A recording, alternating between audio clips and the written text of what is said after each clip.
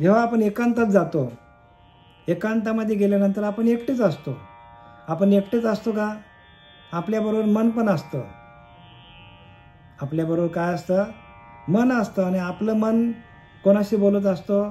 तर आपल्या अंतरीच्या अंतरात्म्याशी बोलत असतो. आपला अंतरीचा अंतरात्मा आणि मन हे दोन्ही सारखं यांचा संवाद चालू असतो. पण हाच संवाद जो आहे, हा संवाद एकांतामध्ये गेल्यानंतर किंवा एखाद्या ग्रंथाचं वाचन केल्यानंतर आणि ग्रंथांचं वाचन केल्यानंतर जेव्हा आपल्याला आपली प्रज्ञा जागृत होतो. काय जागृत होतो? प्रत्येक साधकाची प्रज्ञा जागृत व्हायला पाहिजे. आणि प्रज्ञा जागृत कधी होते? तर साधना करता करता आपल्या अंतःकरणामध्ये तो भाव तयार होतो. आणि भाव तयार झाल्यानंतर तो भाव आपल्या अंतःकरणामध्ये तयार झालेला भाव आपल्याला लोकांपर्यंत पोचवायचा असेल तर मग आपली प्रज्ञा जागृत होते. आपलं मन सातत्याने मनाकडे मनन चालू होतं, मनन. आणि मग त्याचं आपल्याला मनन चालू झालं की आपल्याला ध्यास लागतो. बघा, एखाद्या माणसाच्या मनामध्ये एखादी गोष्ट भरली किंवा एखादी गोष्ट त्याला आवडली तर तो सारखा त्याच गोष्टीवर चिंतन करतो. म्हणून लिहिले की नाही, जो करी विषयांचे ध्यान तो होई विषय निमग्न, जो करी सदा माझे चिंतन तो चैतन्य घन मीच होय. नाथबाबा सांगतात आपल्याला, जो करी विषयांचे ध्यान. बघा, एखाद्या माणसाने विषयांचा ध्यान केला, काम वासनेचा ध्यान केला तर दिवसभर त्याच्या डोक्यातून ती काम वासना जात नाही. एखाद्याने लोभाचा विचार केला तर तो दिवसपाळी पण करतो आणि रात्रपाळी पण करतो. एखाद्याने क्रोधाचा विचार केला आणि एखाद्या ठिकाणी त्यांची काही झटापट झाली का ते आयुष्यभर माणूस विसरत नाही. मग त्याच्यावर मार्ग काढत राहतो. बिझनेसमध्ये माणूस मार्ग काढत राहतो. तसा आपल्याला भगवंताची ओढ लागली. जो करी सदा माझे चैतन्य, जो करी सदा माझे ध्यान. भगवंत म्हणतो, जो सतत माझं ध्यान करतो तो चैतन्य घन मीच होय. तुमच्याकडे असलेलं चैतन्य, ते चैतन्यच काय होतो? चैतन्यच परमात्मा आहे. आणि ते चैतन्यच आपल्याला बोलायला लावतो. जो करी विषयांचे ध्यान तो होय विषय निमग्न. जो विषयांचं ध्यान करतो तो विषयांमध्ये गुरफटून जातो. आत्ताच मी सांगितलं, कामाला, क्रोधाला, लोभाला का माणूस त्याच्यामध्येच गुरफटला जातो. रात्र बघत नाही, दिवस बघत नाही, नाना विषयी ठेवून मन. जो करी माझे ध्यान आणि अनुष्ठान ते जार स्त्री ऐसे जाण मज भजन ते नव्हे. बघा, जो करी नाना विषयांचे ध्यान, नाना विषयी ठेवून मन. म्हणजे अनेक विषयामध्ये मन ठेवतो, मग माणसाला त्या विषयांचं चिंतन होतं. पण जो करी सदा माझे चिंतन, म्हणजे माझं अखंड भजन केलं तर त्या भजनाच्या माध्यमातून तो चैतन्य घन मीच होय. चैतन्य म्हणजेच परमात्मा आहे. आपल्या आतमध्ये चैतन्य नावाचा ईश्वर प्रगट होतो. आपल्याच आतमध्ये प्रगट होतो. आपल्या आतमध्येच तो प्रगट होतो बरं का. कुठे लांब जायची गरज नाही आपल्याला. आणि म्हणून इथं आता आपल्याला भगवान महाराज पाटील यांनी सांगितलं की विवेक वैराग्य दोन्ही, विवेक आणि वैराग्य हेच आपल्याला जागृत ठेवतात. एखाद्याने साधना खूप केली पण त्याच्यामध्ये त्यांच्याकडं विवेकच जागृत झाला नाही. चांगलं काय वाईट काय हे कळलंच नाही.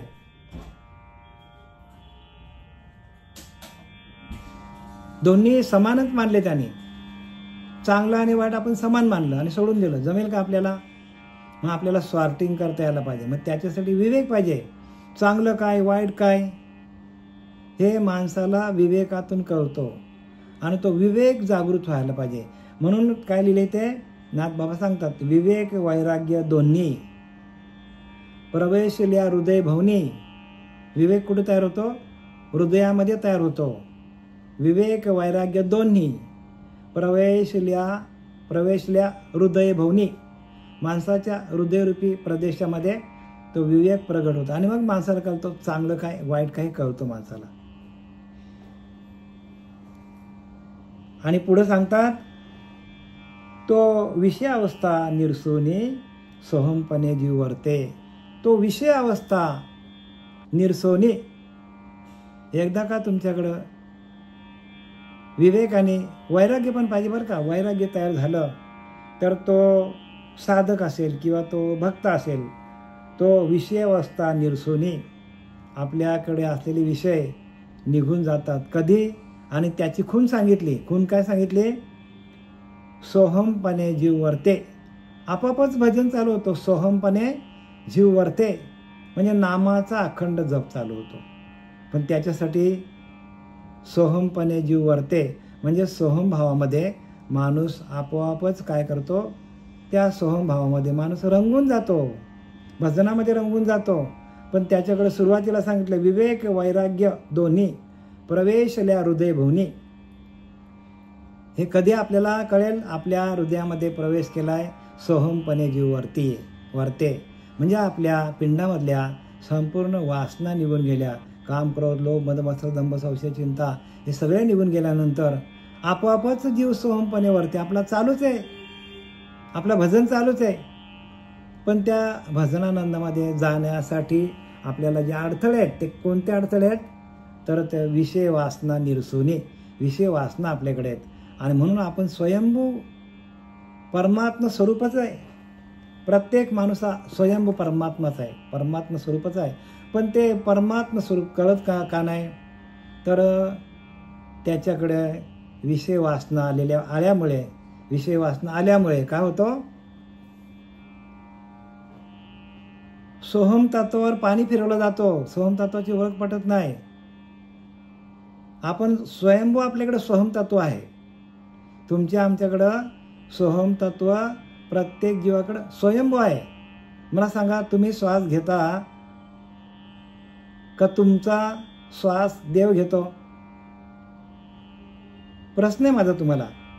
तुम्ही स्वतः श्वास घेता का तुमच्याकडे असलेला भगवंत आपोआप ते श्वास चालू ठेवले भगवंताने तुमच्या? आपोआपच चालतात श्वास, आपल्याला तिकडे घ्यायची गरज लागत नाही. आणि तुम्ही जरी ठरवलं तो श्वास घ्यायचं बंद करू तरी ते होणार नाही. आणि तुम्ही जरी ठरवलं की श्वास आपण रोखून धरू तरी पण जमणार नाही. का? तर ते त्याचं गणित आहे, त्याची सत्ता आहे ती.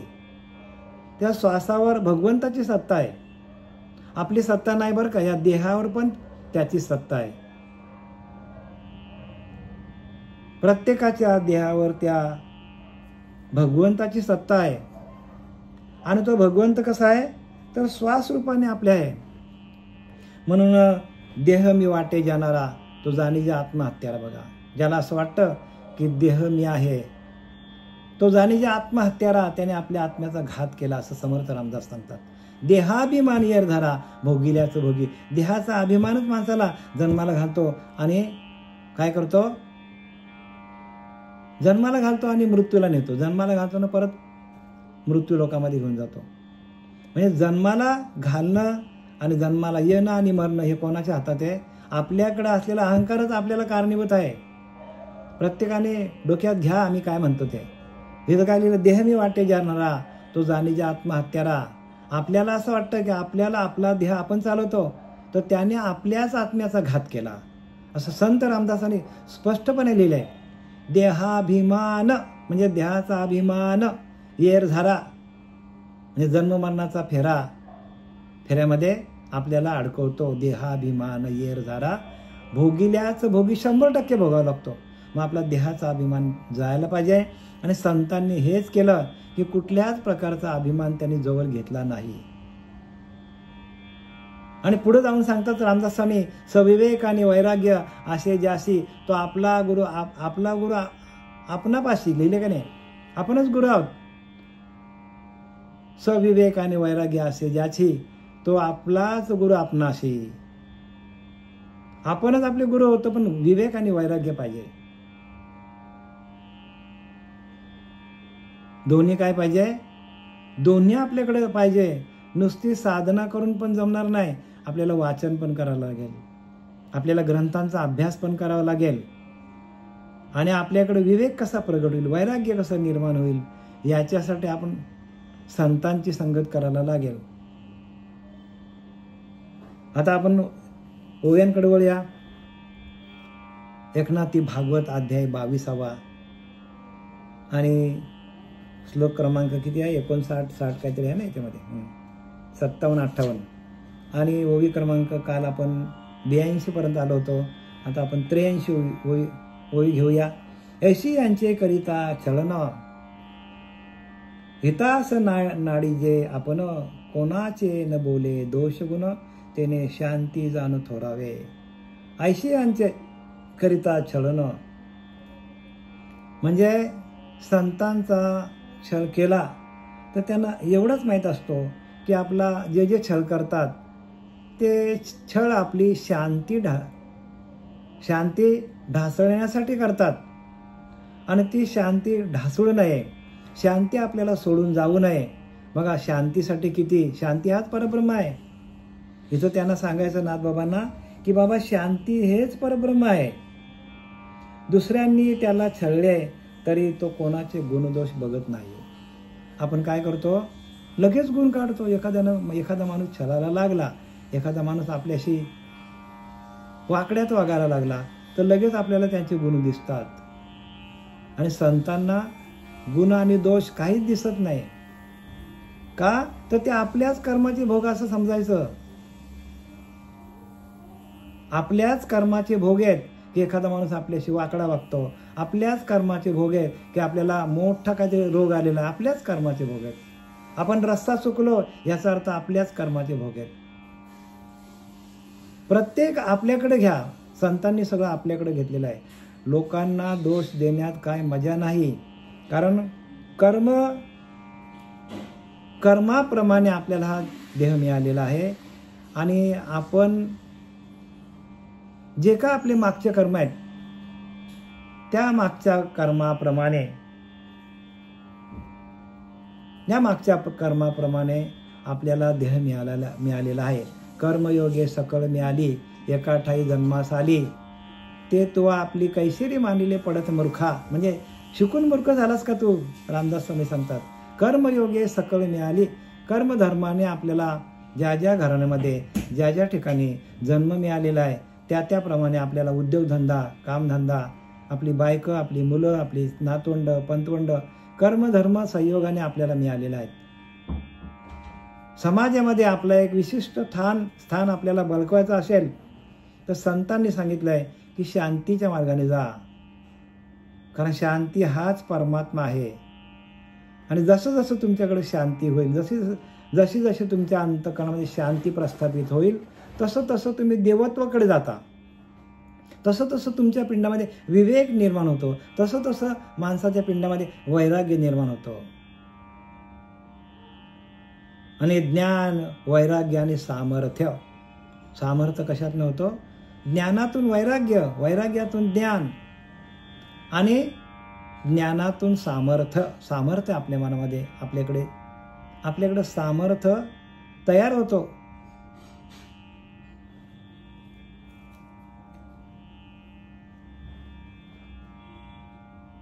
म्हणजे तो कोणाचे गुणदोष बघत नाही.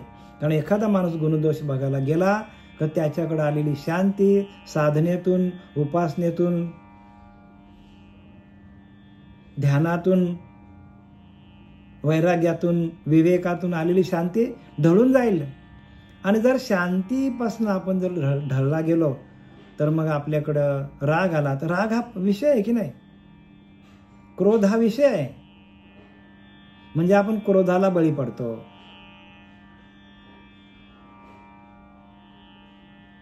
एखाद्या माणसाने मोठा आश्रम काय केलाय, आश्रम धरून बसलाय, पण तो लोभाला बळी पडलाय.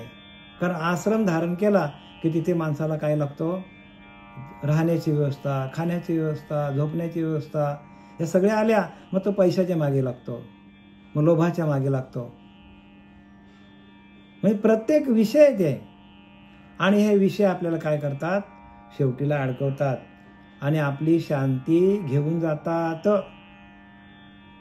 शांती शेवटपर्यंत आपल्याला टिकवता यायला पाहिजे. ती काय मिनिटात येते आणि मिनिटात जाते शांती हो. पण संतांकडे शांती आली आणि कायमची राहिली. का? हे सगळे त्यांचे लक्षण आहेत संतांची. संत कसे राहिले, कसे वागले, कसे बोलले, कशी उपासना केली, कसं ध्यान केलं, कसं चिंतन केलं, कसं लोकांना सांभाळून राहिले. आपण त्यांचा अभ्यास करायला पाहिजे. समर्थाने लिहिले की नाही की भजाया जनी पाहता राम एकू, करी बाण एकू, मुखी शब्द एकू, क्रिया पाहता उद्धरे तिन्ही लोकू, बंधरा जानकी नायकाचा विवेकू सांगितले. विवेकातून राम घडला. आपण काय करतो? रामाची पूजा करतो. करू नये का? अवताराला आले होते, करा. प्रत्येक भगवंत आहेत ते. पण समर्थांनी असं लिहिलंय की धरा जानकी नायकाचा विवेक हो, क्रियेतून घडले ते. भजाया जनी पाहता राम एकू, रामाला का भजायचं, रामाचं भजन का करायचं, रामाचं चिंतन का करायचं. करी बाण एकू, मुखी शब्द एकू. बघा, एक बाण, एक वचनी, एक पत्नी होता. तसं आपण व्हायला पाहिजे. क्रिया पाहता उद्धरे तिन्ही लोक. बघा, त्यांनी क्रिया करून दाखवल्या. एकाच बाणातून लढला, एकच पत्नीशी राहिला आणि एक वचनी राहिला. म्हणून रघुकुल रीत सदा चले जाये, पर प्राण जाये, पर वचन न जाये. वचनाला जागृत राहिला राम. तसं आपण सद्गुरूंच्या वचनाशी जागृत असायला पाहिजे. आपण जर वचनाला जागृत राहिलो नाही तर केलेलं सर्व कर्म निरर्थकम, सगळं फुकट जाणार. जे आपण आत्तापर्यंत केलं ते सगळं फुकट जाणार. कारण सद्गुरूच्या वचनामध्ये शक्ती आहे की जी शक्ती वशिष्ठांमुळे रामाला मिळाली, जी शक्ती कृष्ण परमात्म्याला मिळाली, जी शक्ती तुकोबाराला मिळाली, सद्गुरूंच्या वचनाशी एकरूप झाले. आणि तीच शक्ती आता आपल्याला श्रीगुरूंच्या मुखातून जे आपल्याला मिळतं ऐकायला, आपले सच्चिदानंद सद्गुरू श्रीपाद बाबा, पांडुरंग देवेकर बाबा, नारायण बाबा, रामदास बाबा, नाना बाबा यांच्या कृपा आशीर्वादाने आपल्याला जे ऐकायला मिळतं हे श्रीगुरूंचं ज्ञान आहे बरं का, आपलं ज्ञान नाही आहे. आणि ते तुमच्यापर्यंत पोहोचवण्यासाठी मी पाणके आहे.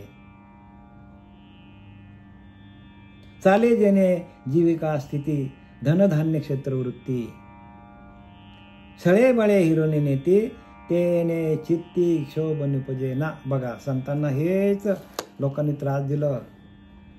धनधान्य नेलं, जागा लुटल्या, काय काय केलं छळण, जेवणात माती काढवली, मारलं काय त्यांना, झोडलं काय. सुईच्या आग्रावर राहिली एवढी पण जागा दिली नाही. पण 5 पांडव ढळले का? कृष्ण परमात्म्याचेच पाय धरून राहिले. पाहे पांडव अखंड वनवासी, परी देवाशी चिंतिती. अखंड चिंतन चालू होतं त्यांचं. तसं आपलं चिंतन असलं पाहिजे. फुटो हे काय, तुटो हे शरीर, फुटो हा मस्तक, गजरा हरिनामाचा अखंड राहा. अखंड गजरा हरिनामाचा असलं पाहिजे आपल्याकडे. आणि तो एकदा गजर आपल्याकडे चालू झाला तर आपल्याला त्या नाम घोष ढवळलेले जग, त्या नामाच्या घोषणातून सर्व जग ढवळलं जातं. आणि तशी आपल्या अंतःकरणाची स्थिती व्हायला पाहिजे. चाले जेणे जीविका स्थिती, धनधान्य क्षेत्रवृत्ती, छळे बळे हिरोने नेती, तेने चित्ती क्षोभ निपजेना. चित्तामध्ये अजिबात काय, कोणाबद्दल द्वेष उपजत नाही संतांकडे. आणि ती खुबी आहे हो, प्रत्येक संताची खुबी आहे. आणि हरी आला हाता मग काय भय चिंता. ते हरीलाच त्याने हातामध्ये घेतलं. कसं घेतलं हाता? तर त्यांनी नामचिंतन केलं, अखंड चिंतन विठोबाचे. आणि म्हणून हे त्यांना जमलं. आपलं जरा जरी नामस्मरण गेलं आपल्याला लगेच राग येतो. एखादा माणूस रागवला, एखादा माणूस चिडला, एखादा माणूस मारायला उठला, एखाद्या माणसाकडे लोभ आला, अतिलोभ, तर समजायचं याचं भजन बंद आहे. सरळ सरळ आपल्याकडे उपाय आहे. आपल्याला जरा काही इकडे तिकडे आपलं अंतःकरण दूषित झालं तर आपण आपल्याला समजायचं की आपलं भजन बंद पडलेलं आहे. आपण त्या भजनाच्या आनंदातून दूर गेलो आहोत. आणि तो भजनानंद आपल्याला मिळावा, त्याच्याशी एकरूप राहावा म्हणून आपल्याला नरदेह मिळालेला आहे. नरदेह त्यासाठी मिळालेला आहे. म्हणून नरदेह मोठे घबाड, येथे पाहिजे जाड विवेक रचना पाहिजे. विवेकातून सगळं आहे आणि तो विवेक आपल्यामध्ये प्रगट होण्यासाठी संतांची सातत्याने संगत करायला पाहिजे. येथ लाभालाभ देवाधीन, त्यासी देते घेते त्याची जाण, या लागे द्वेषी ना जन, शांतीचा गुण न सांडी. बघा, जराही काही झाला तरी आपली शांती अजिबात ढवळून द्यायची नाही. संतांनी आपल्याला वॉर्निंगच देऊन ठेवली, जराही शांती ढालता कामा नये. शांती हाच परमात्मा आहे. बाबा नेहमी सांगायचे की नाही आम्हाला, आपले सच्चिदानंद सद्गुरू पांडुरंग देवकर बाबा, त्यांचा मुख्य आणि पॅटर्न वाक्य होता, शांती परते नाही धर्म, शांती हेच परब्रह्म. बघा, शांती हाच परब्रह्म आपल्याकडे. आपल्याकडे शांती आहे का? बघा बघा, तुम्हाला चेक करून बघा, शांती आहे का? नाही ना. सकाळपासून रात्री किती आपलं अखंड आयुष्य निघून गेला, 50-50, 60-60, 70-70 वर्ष झाली, तरी शांती काय आपल्याला माहीत नाही. आपण त्या संसारामध्ये शांती शोधतो. घर झाला, शांती आली. गाडी आली, शांती झाली. आता ही शांती आहे का? मला सांगा. ही शांती आपल्याला अधोगतीला घेऊन जाईल. एखादा टुमदार बंगला बांधला आणि त्याच्यामध्ये राहायला गेला, आता मला सांगा, त्याला शांती मिळेल का? शांती नाही हो. शांती कशामध्ये आहे? तर शांती भजनामध्ये आहे. आणि ते भजन आपल्याकडे नसेल तर मग आपल्याला आपले दिवस, सुगीचे दिवस गेले असं समजायचं. आणि सुगीचे दिवस कधी चालू होतात? तर श्री गुरूंनी डोक्यावर हात ठेवल्यानंतरच. बरं का, डोक्यावर हात ठेवल्यानंतर हात ठेविला मस्तकी आणि प्रसाद देऊन केले सुखी. आपल्याला प्रसाद द्यायला पाहिजे. आणि आपला नाम आपण घेताना प्रसाद रूपाने घ्यायला पाहिजे. तो आपण घेतो, हाय केला ना, अरे बापरे, असं कसं चालेल? आणि एखादा प्रसाद थोडासा जरी मिळाला, थोडा प्रसाद मिळाला आपल्याला द्वैतामध्ये, लौकिकामध्ये, आपण त्याला किती प्रेमाने घेतो बघा ओंजळीमध्ये, आणि हळूच आपण खाऊन टाकतो आणि त्याच्यामध्ये आपण समाधान मानतो एवढ्याशा प्रसादामध्ये. आणि आपण एवढा जरी जेवलो, टोप भरून जरी जेवलो, ताट भरून जेवलो, तरी तो समाधान मिळत नाही, तो प्रसादातून मिळतो. आणि तसा प्रसाद, या नामाचा प्रसाद आपल्याला मिळालेला आहे. नाम हा प्रसाद रूपाने भक्षण करा. आणि तो प्रसाद आतमध्ये गेल्यानंतर आपल्याला पूर्णपणे शांती देतो. बघा, खाऊन बघा प्रसाद. तसा हा नाम काय करतो? प्रसादाचं काम करतो. आणि तो प्रसाद समजून आपण जर भक्षण केला, प्रसाद समजून आपण जर त्याचं चिंतन केलं, श्री गुरूंनी दिलेलं प्रसाद आहे आणि त्याचं आपण चिंतन केलं प्रसाद रूपाने, तर आपल्या रोम रोमामध्ये भजन चालू होईल. त्याशी देते घेते त्याची जाण, येथे लाभालाभ दैवाधीन. आणि तो विवेक कशातून निर्माण होतो? विवेक झाल्यानंतर त्या साधकाची अवस्था कशी होते ते सांगतात तिथे. येथ लाभालाभ दैवाधीन. तर लाभ आणि आपल्याला हानी आणि लाभ या आपल्या दैवाप्रमाणे, आपल्या कर्माप्रमाणे मिळतो, असा तो साधक किंवा तो सत्पुरुष समजतो किंवा ते संत समजतात. लाभ झाला, आपली हानी झाली, कोणाने आपला छल केला, तर हे आपल्या कर्मामध्ये लिहिलेलं आहे असं समजून तो शांत राहतो. का? भजनापासून आपल्याला अलिप्त होऊन देत नाही. भजन हाच सगळ्या लक्षात घ्या. भजन हाच आपला परमात्मा आहे. भजनच आपल्याला तिथपर्यंत घेऊन जाईल परमात्म्यापर्यंत. या जगामध्ये करोडो रुपये असले तरी तिथपर्यंत जाऊ शकत नाही. सगळे तंत्रज्ञान जरी आपल्याला लावले या जगातले, तरी आपल्याला भगवंतापर्यंत पोहोचू शकत नाही. भगवंतापर्यंत पोहोचण्यासाठी एकच साधन आहे, नामरूपी नौका. त्या नौकेमध्ये आपण बसायला पाहिजे. नामरूपी नौका थोरं जेणे तारिले अपार. जेवढे आले आहे साधू संत आत्तापर्यंत, ते नामरूपी नौकेमध्ये बसले. आणि आपल्याला तीच नौका दिलेली आहे, ज्या नौकेमध्ये बसून तुकोबारायला गेले, ज्ञानोबारायला गेले, जनाबाई गेली, मुक्ताई गेली, भगवान राम गेले, कृष्ण परमात्मा त्या नौकेत बसून गेले. आणि तीच नौका भगवान शंकराने आपल्याला या परंपरेमध्ये आणलेली आहे.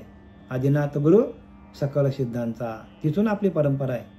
मग ती नाव आपल्याला दिलेली आहे, पण त्या नावेमध्ये आपण बसत नाही आणि ती नाव आपल्याला तिथपर्यंत घेऊन जाणार आहे. मग इथे लाभालाभ दैवाधीन, दैवाच्या अधीन सगळ्या गोष्टी आहेत. आपल्या वाट्याला जे सुख आलं दुःख आलं ते आपण आनंदाने भोगायचं. दुःख जरी आलं तरी भगवंताचं भजन, सुख जरी आलं तरी भगवंताचं भजन. सुखे संतोष न यावे, दुःखे विषादान भजावे आणि लाभालाभ न धरावे मनामध्ये. ज्ञानोबा सांगतात सुखे संतोष न यावे. सुख झाला तरी माणसाला संतोष वाटला नाही पाहिजे, आहे त्या स्थितीत राहायचं. म्हणजे जैसे थे आहे त्या, जैसी स्थिती आहे तैशा परी राहे, संचित तुप आहे. आपल्या संचित आपले जे काय प्रारब्ध आहे त्या प्रारब्धाप्रमाणे आपल्याला जे जे सुख दुःख येतील ते आपण भोगायला पाहिजे. पण आपल्याकडे दुःख आलं तर नाम त्याचा निरसन करणार, सुख आलं तर आहे येऊ दे ना, पण तरी आपण ढळलो नाही पाहिजे. सुखी संतोषानं यावे, दुःखी विषादानं भजावे आणि लाभालाभ न धरावे मनामध्ये. कुठल्याच प्रकारचा लाभ नाही पाहिजे, लाभच हानिकारक आहे. कर्म हानिकारक नाही बरं का, कर्माचा फल हानिकारक आहे. फलाकडे आपण गेलो म्हणून हा कर्मफल त्यागू, आवडे किर असलगू, परंतु योगामध्ये योगू धुरेचा हा सगळ्यात श्रेष्ठ योग सांगतात ज्ञानोबा या 12व्या अध्यायामध्ये, ज्ञानेश्वरीमध्ये. सगळ्यात श्रेष्ठ योग कोणता असेल तर कर्माच्या फलाचा त्याग. आणि माणसं ते फलाकडेच चालले असतात सगळीकडे. हा कर्मफल त्यागू, आवडे किर असलगू, परंतु योगामध्ये योगू धुरेचा हा सगळ्यात श्रेष्ठ योग आहे. ध्यानापेक्षा श्रेष्ठ. ध्यानाला आपल्याला बसून काय देत, कोण देत नाही? आपलं फळ, कर्माचं फळ बसून देत नाही का. आपण काहीतरी अपेक्षा ठेवून ध्यानाला बसतो. आणि निरपेक्ष प्रेम करा, निरपेक्ष भजन करा. कामनेने फळ जोडे पण निष्काम भजनी भगवंत जोडे, समर्थ रामदास सांगतात. जी कामना करेल तुम्हाला भेटेल ती, जे तुम्ही मागणार ते तुम्हाला भेटेल. कामनेने फळ जोडे, फळ मिळेल तुम्हाला, पण भगवंतांना भेटणार. निष्काम भजनी भगवंत जोडे. बघा, निष्कामतेने सेवा करा, भगवंताशी जोडले जाल. आपोआपच तुम्हाला माहीत पण पडणार नाही. मग आपल्याला त्रास देणार काय आहे तर आपले कर्माचा फळ हा आपल्याला त्रास देणार आहे. आणि त्या फळाची अपेक्षा आपण करायला नाही पाहिजे, तरच आपल्याला ध्यान लागणार आहे. ध्यान का लागत नाही माणसांचा? संसारामध्ये अडकलाय, प्रपंचामध्ये अडकलाय, फलामध्ये अडकलाय, अहंकारामध्ये अडकलाय, विषयांमध्ये अडकलाय, गुणांमध्ये अडकलाय. आता सांगा, एवढे सगळे शत्रू आहेत, ध्यान लागेल का? अजिबात ध्यान लागणार नाही देवा. आणि जोपर्यंत ध्यान नाही तोपर्यंत ज्ञान अजिबातच नाही बरं का. जो ध्यान करत नाही ना त्याला ज्ञान भरपूर असेल पण त्याला आत्मज्ञान नसेल. आणि इथं सांगतात, संपूर्ण गीता सांगते, आत्मज्ञानाविना पार्था सर्व कर्म निरर्थकम. मनुष्य देहालय जर आत्म्याचं ज्ञान झालं, आपल्याच आत्म्याचं ज्ञान झालेलं आहे तर आत्तापर्यंत केलेले सगळे कर्म फुकट जातील तुमचे, सगळे बरं का, सगळे. आणि 184ला जावं लागेल.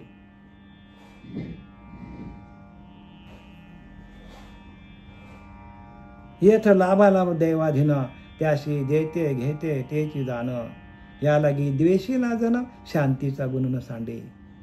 लोकांनी किती पण द्वेष केला तरी साधू आपल्या स्थितीपासून अजिबात ढळत नाही बरं का. अजिबात ढळत नाही. का? कारण तो आपल्या आत्मतत्वामध्ये आत्मदेवाशी, त्या आत्मलाभाशी, लाभ आहे, आत्म्याचा लाभ आहे, लक्षात ठेवा. आत्मलाभासारखे गोमटे काहीच न देखे, भोग विषय हरके जन. ज्ञानोबा सांगतात 12व्या अध्यायामध्ये, आत्मलाभासारखे गोमटे काहीच न देखे. आत्मलाभासारखी दुसरी सुंदर वस्तू जगामध्ये नाहीच आहे. भोग विषय हरके जन. भोग काय हो? भोग त्यांच्या समोर तृणतुल्य आहे. हे वासना आहेत ना, या तृणतुल्य आहेत. एकदा का त्या तुम्हाला सुखाची गोडी लागली तर ते सुख जे आहे त्या सुखाचं वर्णन कोणालाच करता येत नाही. म्हणून त्याला अनिर्वाच्य म्हणतात. काय म्हणतात? अनिर्वाच्य. वाचने सांगता येत नाही. मग त्याचा अनुभव घ्यायचा आपल्याला, त्या सुखाचा अनुभव घ्यायचा. अनुभव नाथ बाबा हेच सांगतात बघा. संपूर्ण शांती ब्रह्म एकनाथ महाराज तेच सांगतात. शांती हाच परब्रह्म आहे आणि ती शांती कशी आपल्याकडं राहील, टिकून राहील आलेली शांती, त्याच्यासाठी आपल्याला बघा ना किती त्रास घेतला. 18,000 ओव्या लिहिल्या नाथबाबांनी. कोणासाठी लिहिले? त्यांच्यासाठी. अहो आपल्यासाठी लिहिले. आपले शास्त्र आहे ते. आपण आपल्याच धर्माचं शास्त्र आपण वाचत नाही म्हणजे आपण कोण आहोत? आपल्यासारखे मूर्ख आपणच आहोत. आपल्या धर्माचं शास्त्र ते वाचत नाही आपण, आणि आपण कोणाच्या मागे लागलोय? नाथ बाबा, ज्ञानोबाराया, तुकोबाराया, संत रामदास, नामदेव महाराज हे सगळे आपल्या या महाराष्ट्रातले संत आहेत. आणि आपण त्यांनी काय लिहून ठेवले भांडार, हा आपण ओपन करत नाही. उघडा भांडार बघा. पण आपल्याला भांडाराची कुणकुण पण नाही. म्हणजे आपण किती अभागी आहोत, आपण भाग्यहीन आहोत. महाराष्ट्रामध्ये जन्मून आपल्याला काही फायदा नाही आपला. कुठल्या कुठल्या लोकांच्या मागे आपण लागलो वेड्यासारखे, आणि ह्या संतांना आपण सोडले. काय लिहिले याच्यामध्ये? भांडार आहे. आणि हा भांडार ओपन करण्यासाठी श्री गुरूंना शरण जायचं असतं. असं आयऱ्या गायऱ्या श्री गुरूंना शरण जाऊन जमणार नाही बरं का. ज्याच्याकडे नाम आहे अशाच सद्गुरूंना शरण जायला पाहिजे, ज्यांच्याकडे नाम आहे, ज्यांच्याकडे तत्व आहे. म्हणून तत्वदर्शी गुरूंनाच शरण जायला पाहिजे. तत्वदर्शी तत्वदर्शी तत्वदर्शी अशा गुरूला शरण जायला पाहिजे.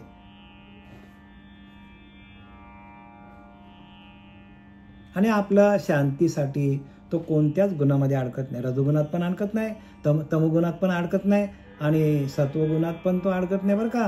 कारण सत्वगुण सगळ्यात जास्त घातक आहे.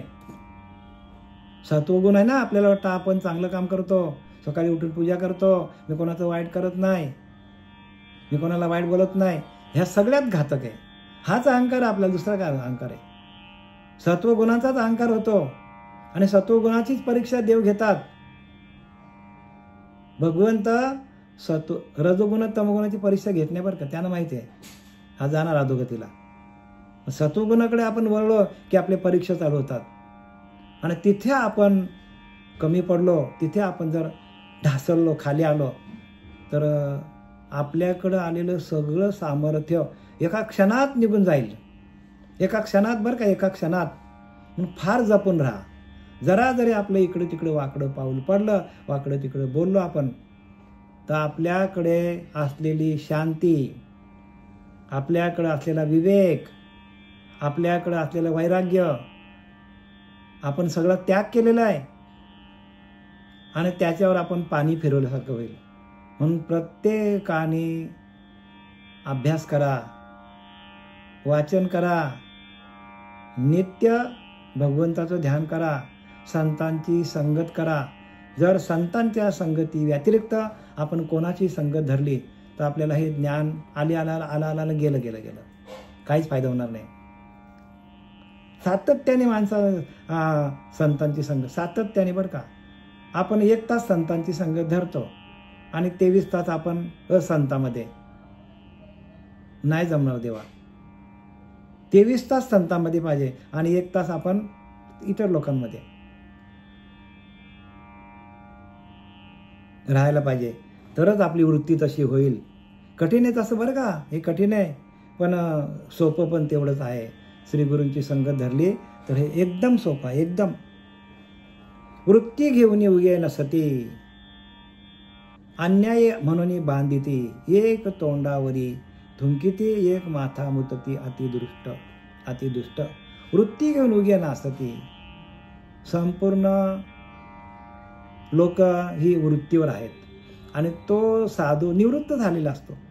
सगळ्या प्रपंचातून निवृत्त झालेला असतो, विषयांतून निवृत्त झालेला असतो, रागातून निवृत्त झालेला असतो, अहंकारातून निवृत्त झालेला असतो. म्हणून वृत्ती शून्य झालेला असतो तो. म्हणून वृत्ती शून्य योगेश्वर. योगांचा ईश्वर आहे तो, कारण त्याची वृत्ती शून्य झालेली आहे. त्याचाच पाहावा विचार, त्याचाच विचार घ्या ज्याची वृत्ती शून्य झालेली आहे. आणि ज्यांच्याकडे वृत्ती वाढतच चालली त्याचं ज्ञान घेऊन काय करायचं आपल्याला? आपलं वाटवलं, स्वतःचं वाटवलं लावून घ्यायचं का काय? आपल्याला निवृत्त व्हायला पाहिजे. वृत्ती झाली आहे निवृत्ती, वृत्ती व्हावया निवृत्ती. सद्गुरू पाहिजे.